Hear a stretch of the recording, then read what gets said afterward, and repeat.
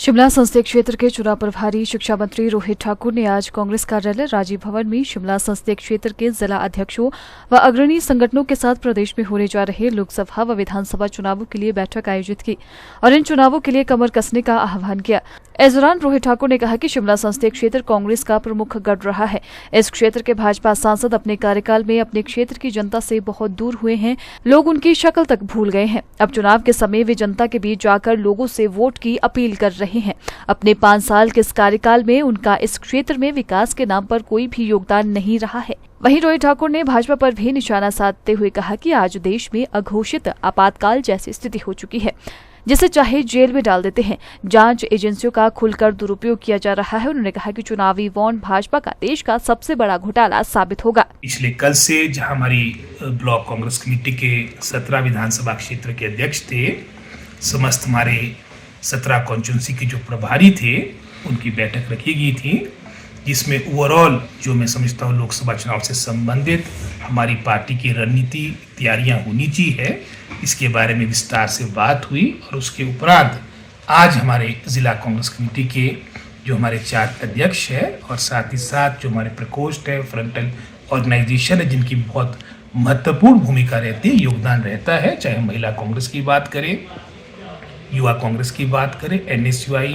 हमारे SC cell, हमारे पंचायती राज संगठन, इंटक, जितने भी हमारे एक्टिव प्रकोष्ठ है, सबके डिस्ट्रिक्ट प्रेसिडेंट साहब के सिरमौर, सोलन और शिमला आज हमारी बैठक, जिसमें विस्तार से ये सारी रणनीति तय की गई। और निश्चित रूप से जो हमारी 1 वर्ष की उपलब्धियां हैं कांग्रेस सरकार की, क्योंकि आप जानते हैं कि सरकार की working financial year to financial year होती है, और जो हमारा क्रम 1 अप्रैल 2023 से प्रारंभ हुआ था, 31 मार्च तक हमारा यही फाइनेंशियल ईयर। और इस 1 वर्ष की अवधि में, इस अल्प अवधि में जो कार्य हुए, वो ऐतिहासिक कार्य हुए, 4,500 करोड़ का लाया था। इसका एक बहुत पॉजिटिव मैसेज विशेषकर मैं समझता हूँ पूरे प्रदेश में गया। हालांकि हमारे से संपन्न बहुत से प्रदेश हैं, लेकिन उन्होंने भी कभी इस तरह का बड़ा राहत देने वाला पैकेज नहीं लाया था। आप जानते ही हैं, जहाँ अतीत में मात्र 1,30,000 आपके घर के नुकसान पर आपको पैसा मिला करता था, रिलीफ मैनुअल या नियमावली के अनुसार, वो बढ़ाकर 7 लाख किया गया। हर दृष्टिकोण से बढ़ोतरी की गई। और साथ ही साथ जो कार्यकाल हमारे मैं समझता हूँ सांसद का 5 वर्ष का रहा है, सुरेश जी का, बहुत ही निराशाजनक रहा। काम करने तो दूर की बात रही, उनके दर्शन भी दुर्लभ रहे। ये मैं नहीं कह रहा, भारतीय जनता पार्टी कार्यकर्ताओं से आप ऑफ द रिकॉर्ड जब पूछेंगे तो सारी स्थिति सामने आ जाएगी। एक ऐसा भी समय बीच में आया जब इन्होंने जो इंपोर्ट ड्यूटी 50% थी, उसको घटाकर 35% कर दिया था। इन्होंने सेब को स्पेशल कैटेगरी में लाने की बात कही थी, वो भी बातों तक ही सारी बातें इनकी सीमित रही है।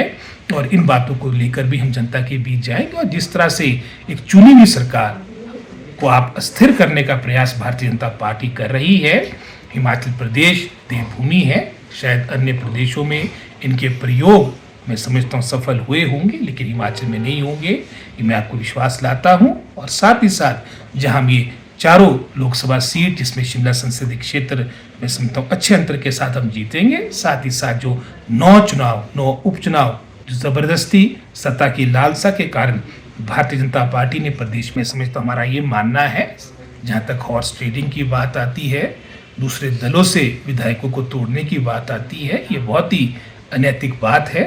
और जहाँ तक तो निर्दलीय विधायकों की बात आती है, उनका तो रेजिग्नेशन का कोई मतलब ही नहीं बनता था।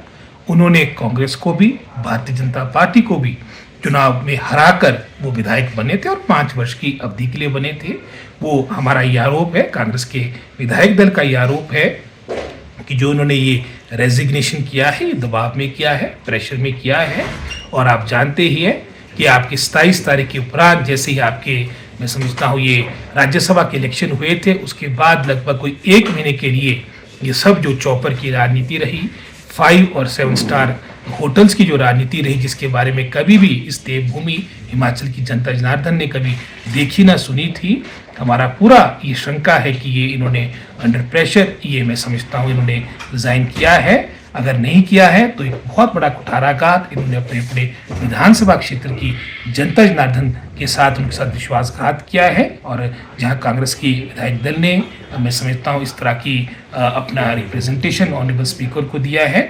वहाँ की जनता जनार्दन ने भी रिप्रेजेंट किया है कि इन्होंने, मैं समझता हूँ, गलत तरीके से ये रिज़ाइन किया है।